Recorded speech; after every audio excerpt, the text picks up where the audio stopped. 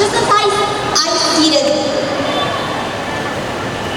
in front of this stage, I met some friends, and I thought competitions are not just about winning. It is about the things that you learn just to prepare for that competition, and one of them is the act of sportsmanship, and one of these characteristics of sportsmanship is being able to accept defeat and humble yourself amidst your successes. And finally, being in a competition like this makes me impart myself the spirit of a real athlete, a real participant, and that is sportsmanship. And I believe if I play fair and I deserve politely against my opponents, and I am able to accept my defeat and be humble as I face different problems. I face different problems in life. I believe I have extended very beyond the borders of this classroom. And being in a competition like this, for a learner like me, I am able to enhance my skill and talent. Second, I am able to develop a character and confidence. And finally, I am able to impart the spirit of sportsmanship as I face this endeavor. So get the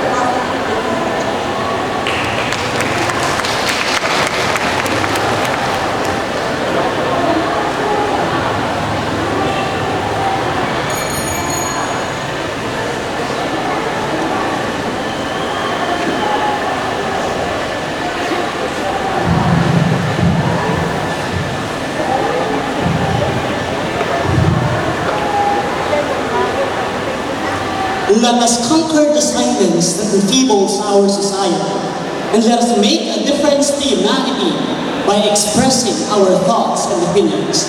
Good afternoon, ladies and gentlemen. My question is, with the advent of the fourth industrial revolution, our education 4.0, how can a 21st century learner like you perform well in school? Cite 3 ways. Ladies and gentlemen, today, we are now in the fourth industrial revolution. Fourth industrial revolution, or 4.0, education 4.0, is a combination of digital, mental, and physical education. With that, we have so many things that we can use in order to integrate education with our lives. And as a 21st century learner, here are the 3 ways wherein I can perform well in school. First, I will use all the equipment provided in the Department of Education so that I can enhance my talents and skills with the aid or with the facility, or our teachers are as the facilitators of learning. They could really help us, we students, to self-learn so that we could enhance our talents and skills and apply it in our everyday lives. Second, what I have learned in school will be shared to other students. What I have learned will also be integrated to the lives of other people so that I could influence them. What I have learned will be used by them, and in order for them to create an information dissemination, and we could create a holistic approach towards education. And lastly, that way wherein I could use a 21st century learner so that look at me right now. I am applying what I have learned as a 21st century learner. I am joining different contests so that education will not only happen inside the 4 corners of the room. It must be outside so that you will apply it in the everyday basis, because education does not only happen in school, it's all about how you apply it and how you use those education in order to uplift the lives of other people. Ladies and gentlemen, industrial revolution is a big thing together with a 21st century learner, and that I could use that so that I could help the Philippines and the world so that we could reach progression all together. Ladies and gentlemen, I have spoken.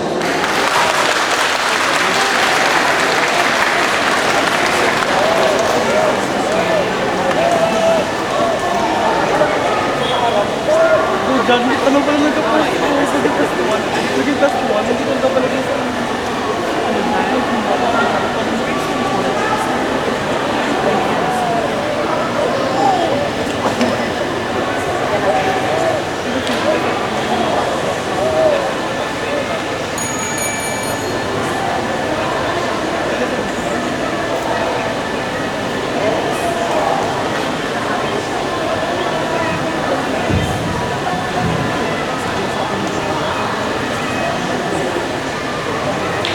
Without freedom of thought, there can be no such thing as wisdom.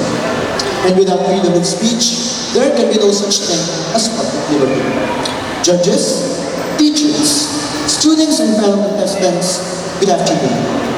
My question is, the current administration has made war on drugs a priority. Do you think that the government was successful in this judging on the present status of our country? Explain. Now we know for a fact that one of the major goals of President Rodrigo Duterte was to intensify this war on drugs. The Republic Act 9165, or the Comprehensive Dangerous Drugs Act of 2002, protects the people from the negative effects of illegal drugs in our health. And if analyzing these issues being long-lasting, intensified for the recent years, it's crucial to reflect, scrutinize, and ask the question as to whether or not this war on drugs of President Rodrigo Duterte was successful. And the answer for which is unfortunate no. This is because of the fact that they are not doing it correctly. Well, this can be well analyzed by considering these three key areas of analysis. First, there are a lot of number of drug personalities which were killed in drug operations.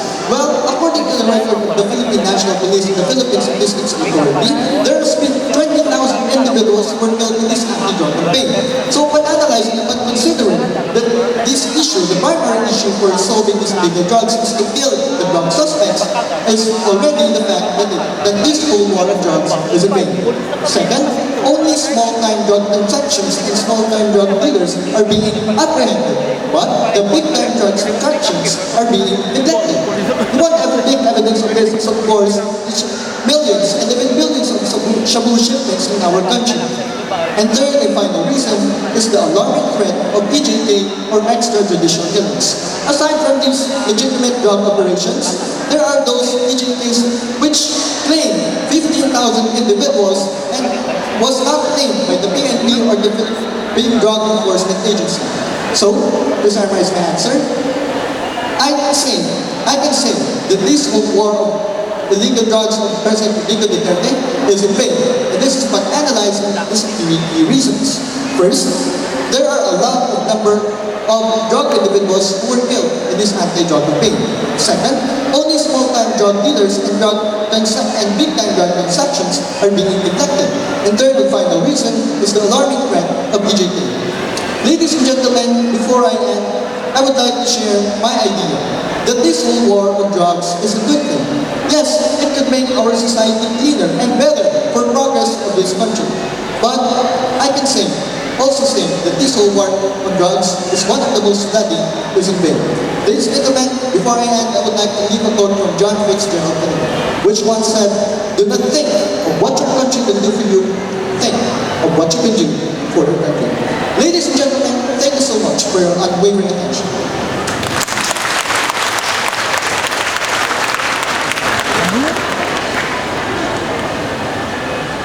Ako sa kanwa.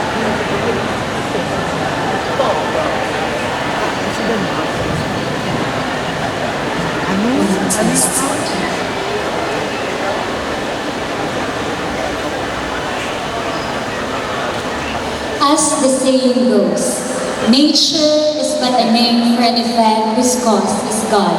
Since man is the most dominant and superior being of our environment, we should be responsible for taking good care of it as instructed by our Creator. Honored guests, panel of judges, my fellow opponents, ladies and gentlemen, a pleasant afternoon to each and everyone. The question that I picked states that environmental awareness means being aware of the natural environment and making choices that benefit the earth. How do you exercise exercise environmental awareness. As a former president of the Youth for Environment in Schools organization and also the Miss Teen Earth San Rafael 2016, I do believe that we are all capable to be an advocate and we can all exercise awareness in the environment by these following. First, start within ourselves by just simply picking up garbage and throwing it to proper places is already an act of being environmental friendly.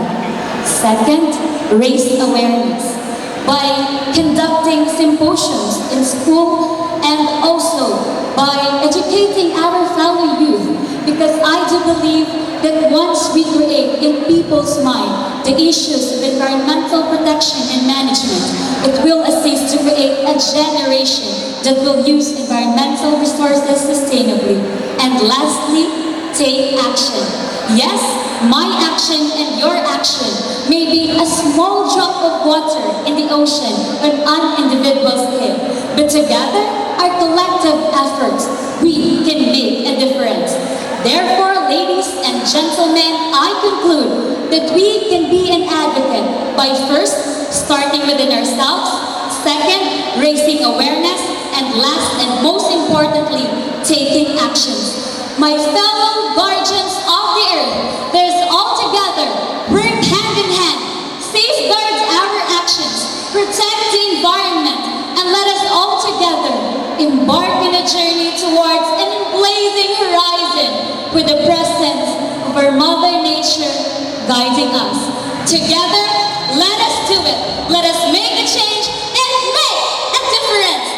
Ladies and gentlemen, I believe I have spoken.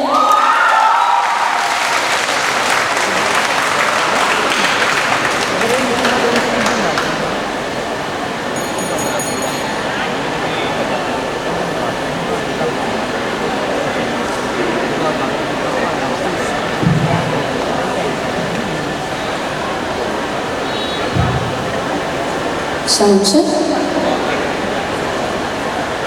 Great anger and violence can never build a good nation. To our board of judges, my fellow contestants, ladies and gentlemen, a pleasant afternoon. My question runs this way. Cyberbullying is one dominant issue that confronts the millennials these days. As a learner, what can you do to help a classmate who may be a victim of this? Elaborate.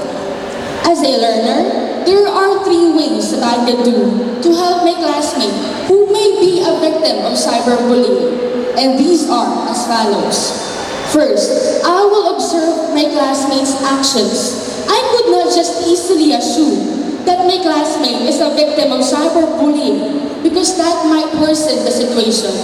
By observing his or her actions would give me the idea of what he or she is really going through. And because of that, I could give the necessary advice, the necessary precaution that is needed and applicable for the situation of my classmate. Second, I will have my genuine and constant talk with my classmate. I could not just expect that my classmate would open up to me his or her problems. The best way that I could do for that is for me to make the first move. I would ask my classmate, what happened? What are you going through? And after that, I would gladly consider him or encourage him to open up so that I would have a deeper knowledge of what he or she is going through. And because of that, I could give the proper advice needed. Because I believe that millennials nowadays don't need just words. They need actions. They need affection. And that's what I am going to do. Aside from my just constant talks, I would make them feel that they are loved, that they still deserve to live, and that they should not be affected by these bullies. And lastly, I will report to the authorized personnels, like our teachers, guidance counselors, or even our principals, those who are not doing bullying. Not just in social media, but also in any form. May it be physical, verbal, mental. All of those who are caught bullying especially the bullies, don't need to have that punishment, especially those violence. What they need is a talk, because I believe that these bullies are also bullied in different ways. May it be from their homes or from the environment they are living. These bullies don't deserve harsh punishment, especially in using harm. These bullies need a talk also, so that we could help these bullies how to move from that phase of their life, how to move on and do not do any more bullying. Again, I could help my classmates who may be a victim of bullying by those reasons that I just said. If violence will prevail in our society, how could we make a great nation? And before I leave this stage, I want to pose this question to you. If you want to help your classmates who are experiencing bullying, then why couldn't you do it now? Why wait it for tomorrow? Ladies and gentlemen, I have spoken.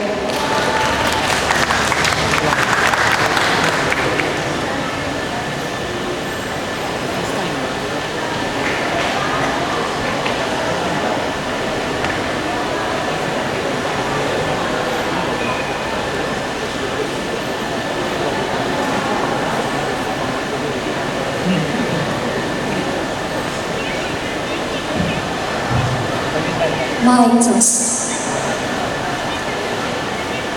Words are nothing until they are shared. They are mind's agenda for reflection. If you take time to listen, you are steps away in knowing the truth. My dear judges, ladies and gentlemen, good afternoon. My question runs this way. The Sexual Orientation and Gender Identity Expression, or SOGI Bill, also known as the Anti-Discrimination Bill, is a proposed legislation of the Congress of the Philippines. What are your thoughts on this? Recently, social media and the people of the Philippines are bombarded with this issue, the SOGI Bill. Different points are stating in different parties, but as I stand here in front of you, I am not in favor of the SOGI Bill because of the following reasons. First, LGBT community are already accepted in the society. Despite of our culture and reality as a Filipino that we are a Catholic country, we are being enriched in our culture to be hospitable and to enrich the culture of the church. We are still lending and opening our arms to the LGBT community. Why? Because we consider them as human beings. And so with this bill, a lot of consequences will happen. But then I believe that if this LGBT people will feel that they are comfortable, then there is no need for this one. Second, it degrades the morality of the natural-born man and woman. Why? Of course, it is stated in the Bible that only men and women are born here in this world. And that is because we, as the technology tend to arise, this LGBT community are slowly going out of their shells. But regardless of that, still, Philippines is not accepting this because of the culture and the heritage of our country. But then again, as a Filipino, we are opening our arms to them and we are accepting them despite of the degrading that they are doing. And lastly, but the most important thing, it affects the society, organizations, and the work. Why? Because with this SOGI bill, for example, a lesbian woman will not be accepted in this work just because she is a lesbian. Then the company may be put to legal actions and will be filed cases because this is under the SOGI bill. And so this, I believe, is too much. For I believe that if we are just treating the LGBT community in a right way, then there will be no such thing as this one. Ladies and gentlemen, I strongly believe that LGBT community are people that needs to be accepted in the society. But then again, for now, I believe that there are just some lines that are not meant to be crossed. And so these points that I have raised show my stand, beliefs, and conviction. But the choice is still yours. Thank you and good afternoon.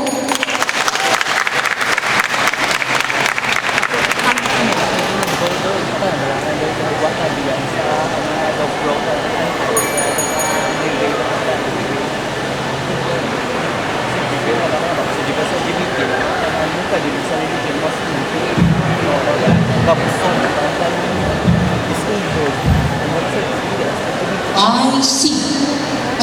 situation falling into an abyss from which there is no relief. I see a group of future Filipinos walking aimlessly towards a cloudy horizon. Their steps faltering, their dreams are uncertain. This is the situation I see at the time.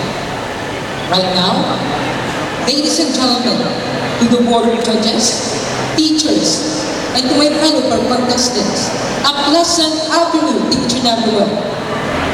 Today, standing here in front of you, I am asked to answer this question. Mental health includes our emotional, psychological, and social well-being. How important is this for adolescents? Mental health is one of the main issues we are actually tackling in our present generation. This is actually one of the enormous kind of issues that needs to be given attention. Mental health, for the first place, we have this first point. This can try to give us the what so-called the thinking mechanism, wherein our cognitive skills is being heightened in here to be able to think properly and to have a positive mindset to achieve a goal. Second, the psychomechanism, wherein this will try to get a sick setting for us to give a positive response towards our own self individuality. Thirdly, lastly, this will set us for a psyche rendition. This will give us another sign of cognitive skills and our psychological analysis towards life. And this 3 points will give us the answer all about mental health that will help adolescents nowadays. And this, the time is now and the place is here. Let us not give ourselves a cause for our regret. Believe me for what they say, and we shall see tomorrow more than a hope and a dream.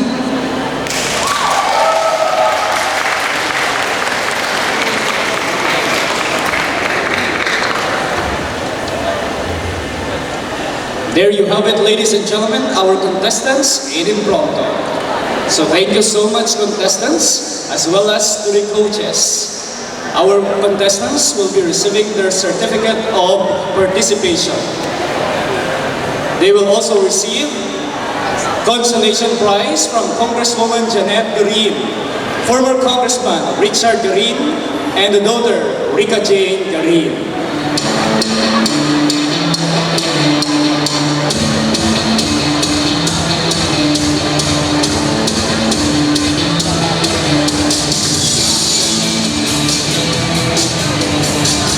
We would like to inform everyone of the changes of the order of our contest categories. After the impromptu, we will have oration to be followed by vocal solo pa, Filipino declamation, Hiligaynon or Kinaraya declamation, vocal solo classical, composo duet, dayaw, and folk dance.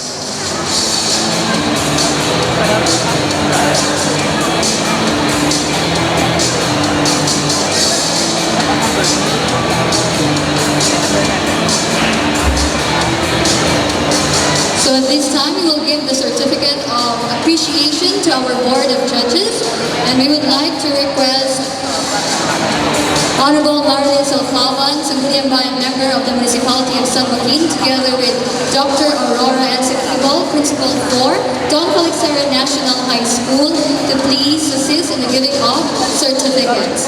And the certificate of appreciation reads, Republic of the Philippines, Department of Education, Region 6, Western Visayas, Schools Division of Iloilo, 1st Congressional District Sports Association League 2019, the local government unit of San Joaquin.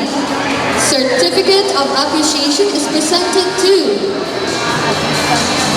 Dr. Victoria V. Albacete as judge in the English declamation during the Garin Cup 2018 secondary level, held at Gary Nation 1, San Joaquin, Iloilo, given this 25th day of October in the year of our Lord 2019 at San Joaquin, Iloilo, Philippines. Signed, Natividad T. Fantaspina, Public Schools District Supervisor, San Joaquin North.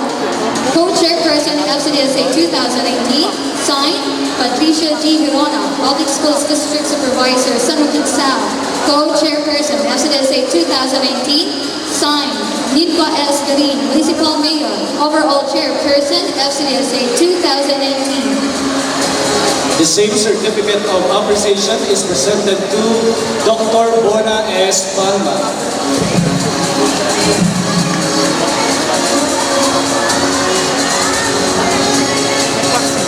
The same certificate of appreciation is presented to Dr. Ruby Therese P. Almenshaw.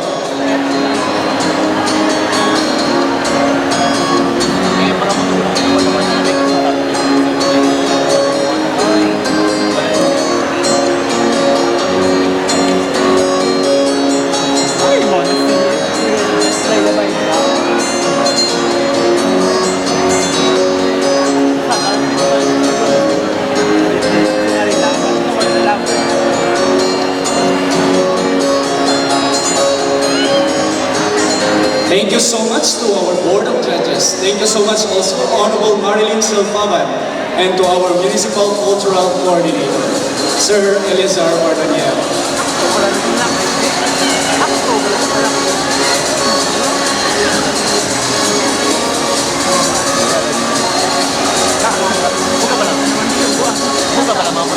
Speech is power. It is also the drive to influence. We shall now proceed to oration.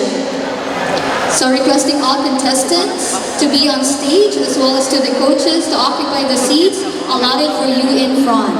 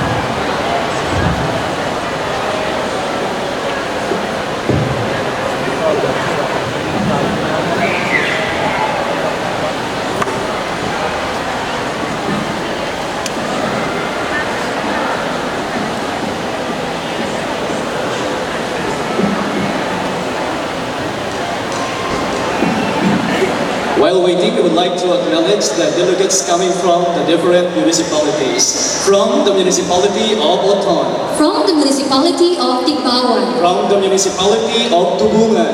From the municipality of Gimba.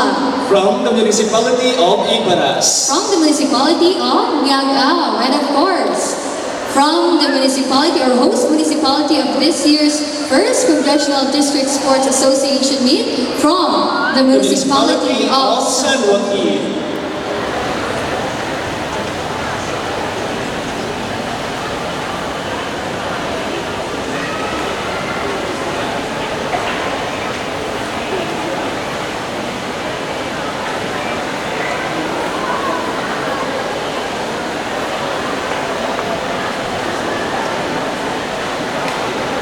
Again, we would like to inform everyone of the changes in the order of the contest categories. After the impromptu, we have the oration to be followed by vocal solo bow, Filipino declamation, Hiligaynon or Kinaraya declamation, vocal solo classical, composo duet, dayaw, and the folk dance.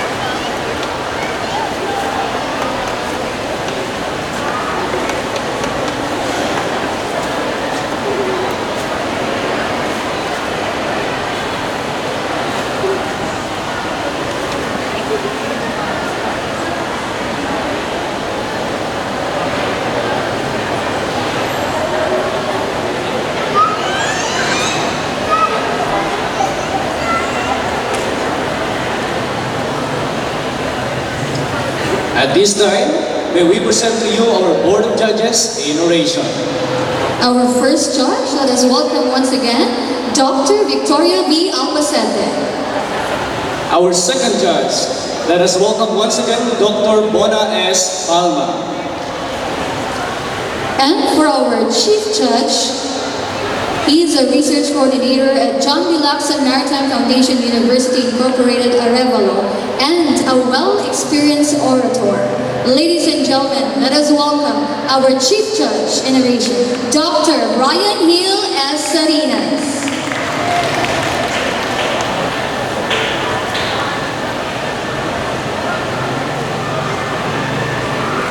Our contest in oration now begins with contestant number 1.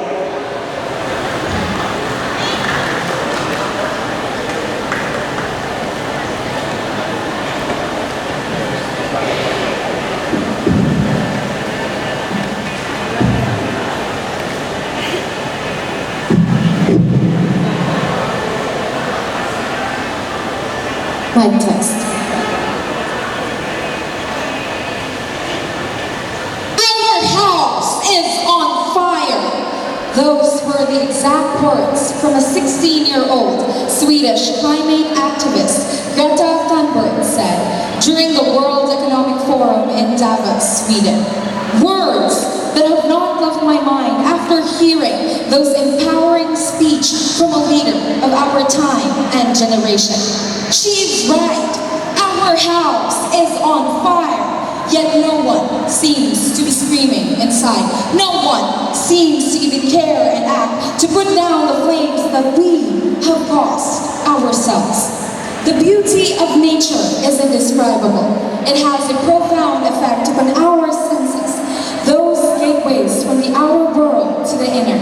It gives us the feeling of awe, wonder, and amazement. Trees, the beautiful breeze, butterflies, those delights, they are Mother Nature's gifts. They were beautiful. They were at peace. But now what? But despite her beauty, her generosity of giving us things to breathe, to live, and hospitality, so many people seem to take Mother Nature for granted. Recently, news broke out that the world's largest forest, the lungs of the earth, the Amazon in Brazil, is burning faster than ever seen and recorded after alarming and shocking satellite images were released by NASA. Emergencies and flash reports from different international agencies about the devastation that is happening in Brazil have swamped all over news media. Photos of once lush green spaces turned into a smoldering black and gray have been circulating in and out of the Facebook feeds and Twitter timelines. Trends and hashtags are calling it into hashtag pray for Amazon.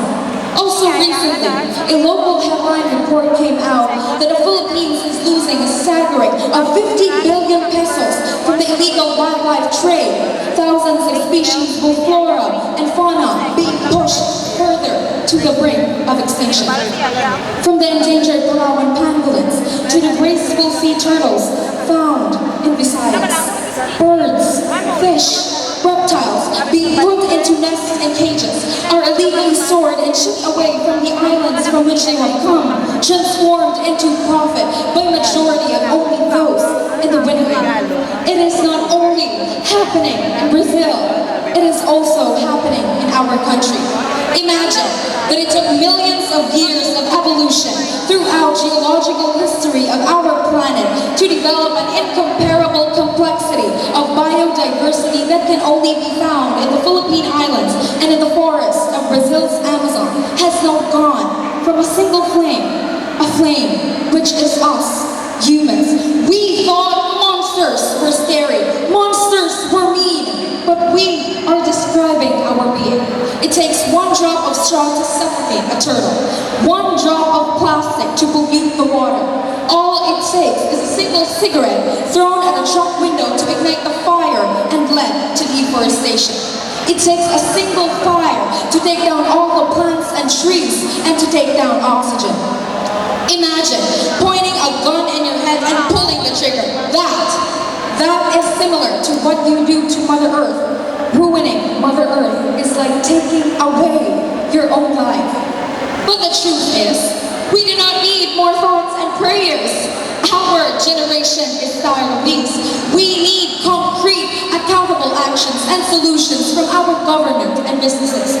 We need changes in our environmental policies and a stronger enforcement of laws if we want to make a significant dent on what we are currently seeing day to day. We are the only living creatures smart enough to foul our own nest, to know the destruction and end we are causing to both nature and humanity, yet choosing to remain silent and ignorant. Maybe this is what we deserve. It is because we as humans have never learned